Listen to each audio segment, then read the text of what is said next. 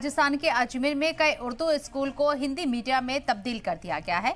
Urdu school में student को उर्दू की जगह अब हिंदी तालीम हासिल करनी होगी। वाज़ेह होगी दरगाह इलाके में वाक़े 1941 से चल रहे government high primary Urdu school Badbav और government girls high primary Urdu school को खत्म कर अब हिंदी तालीम के लिए तब्दील कर दिया गया। इस सिलसिले में 17 जनवरी 2025 को director secondary education department Bikaner से ऑर्डर भी जारी किए गए हैं। मकामी लोगों में इस हुक्मनामे के बाद काफी नाराजगी है। जिन स्कूलों में उर्दू की तालीम बंद की गई है वो मुकम्मल तौर पर मुस्लिम इलाके में है, जबकि इसके अलावा 8 दूसरे उर्दू स्कूल भी हैं जिन्हें हिंदी में तब्दील किया गया है।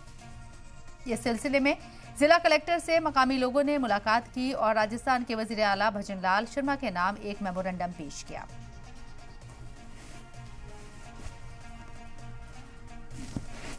उर्दू हमारी भाषा है। वो एक शेर है ना साहब, उर्दू तेरे गेसों को बिखरने ना देंगे, दे दे के लहू तुझको सिंचाए हमने। तो हम खामोश नहीं बैठेंगे, इस समायोजन को हम रद्द करवाएंगे और उर्दू का वकार हम बरकरार रखेंगे।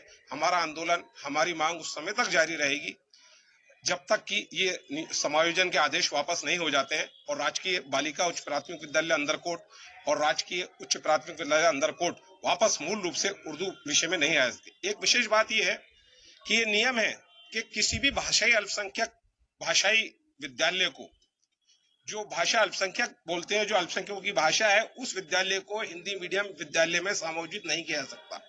शिक्षा मंत्री जी को नियमों की जानकारी तो है नहीं, बस सुर्खियां बटोरना आता है। नियम दे दिए उन्होंने, आदेश निकाल दिए।